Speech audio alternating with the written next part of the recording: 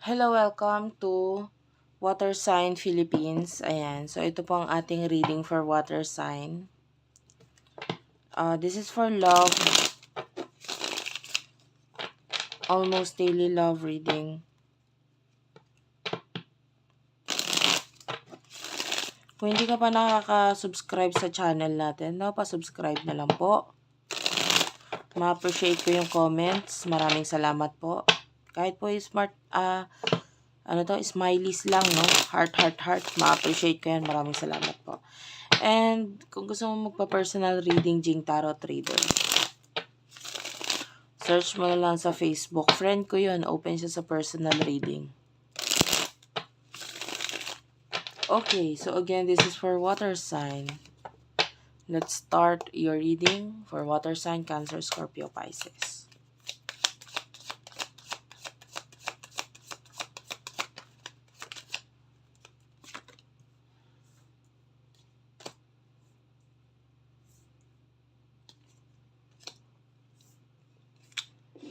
May nakikita tayo ditong offer.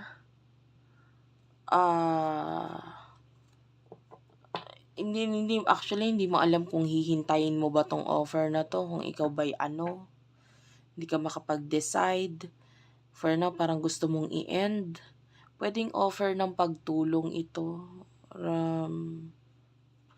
Pero hindi ka sure kung anong decision mo regarding dito. So, pwedeng mas malaki pa sa pag-iisip mo na ngayon na parang gusto mo na lang i-end. Kasi hindi mo nga alam ang gagawin mo.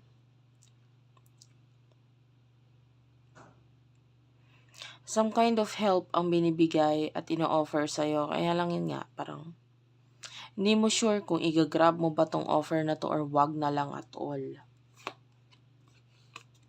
Yan. Ngayon ba sa inyo parang natatamad ka nang maghintay, so parang mas gusto mo na lang i-end na lang ang connection mo with this person. Sino ba itong person nakakonect mo?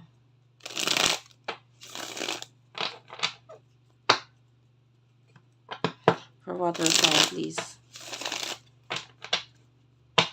Nakakita nga pala ako ng Barbie. Like Barbie doll, this could be a reading.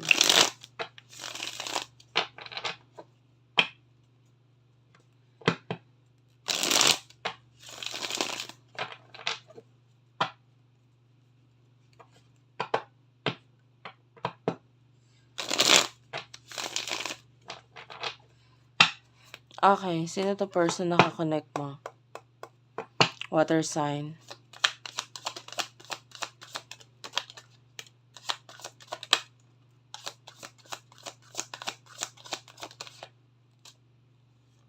We do have here Gemini, Libra, Aquarius, Aries is also here at the bottom of the deck. Meron tayong Emperor, Justice card, the High Priest, and the Six of Swords.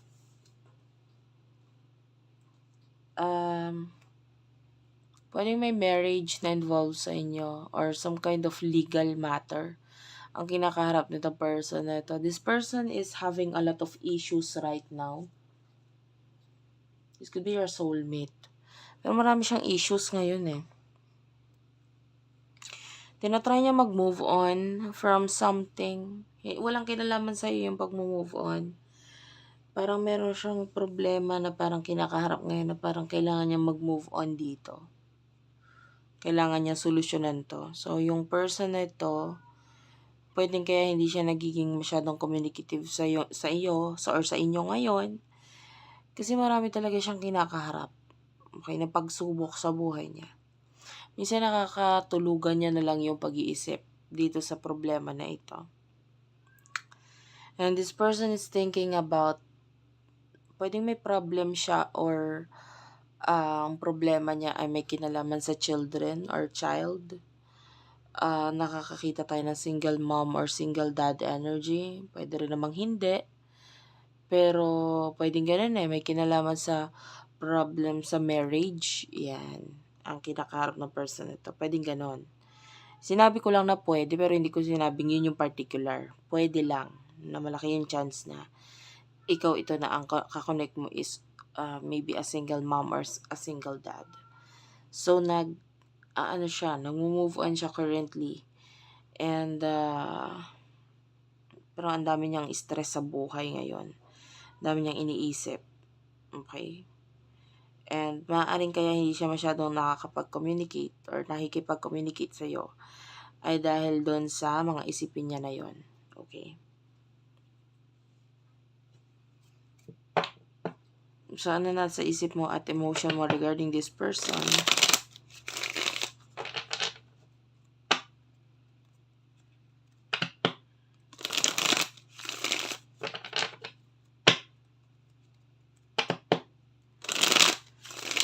Ano nasa isip mo at emosyon mo sa taong ito? For water sign.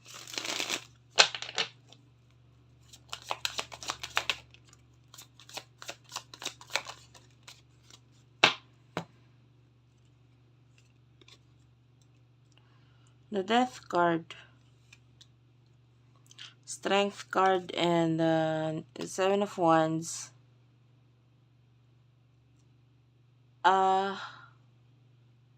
Page of Wands, yung iba sa inyo pwedeng minsan mo nang inisip na tulungan siya or makipagtulungan sa kanya. Actually, dito sa inyo, no, ikaw yung nakikita natin na matigas.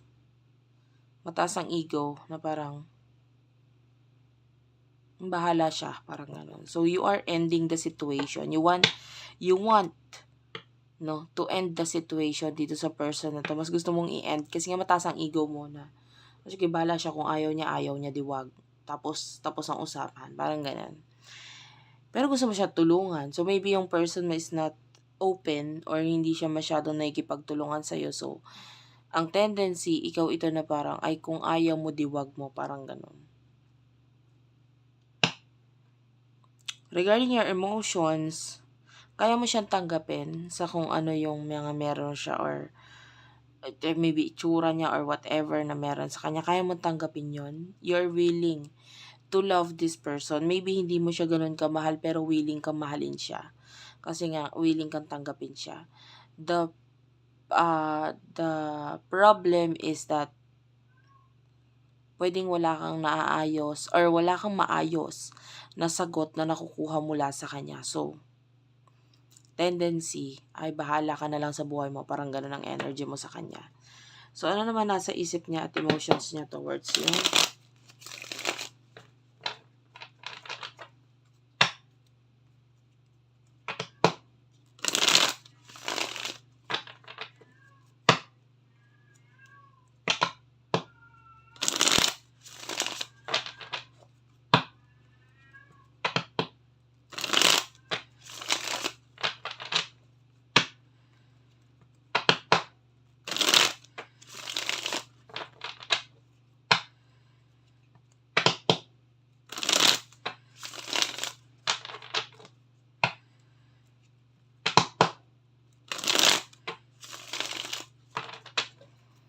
So, ano nasa isip niya at emotions niya patungkol sa'yo?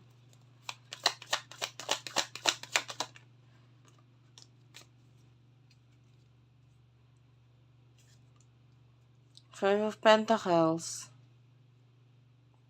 Ten of Pentacles, Eight of Pentacles,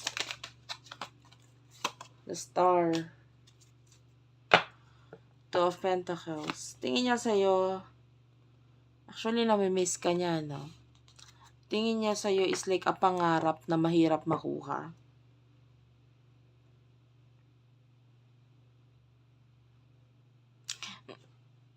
Actually, ang tingin niya sa'yo materialistic kang tao.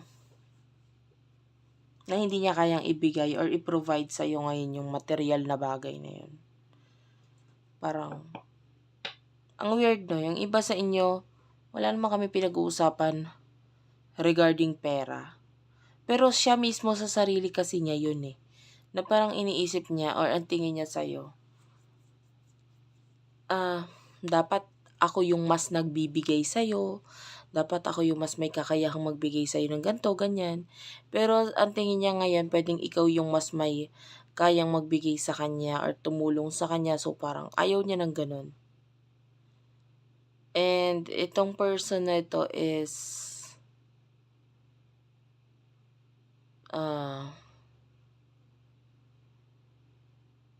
gusto niya mabago yung sitwasyon niya ngayon, financially, 'no? And yeah, sa ngayon ang tingin niya sa'yo pangarap ka niya, pero parang ang hirap mo nga makuha. So, what will happen in the near future sa connection na ito?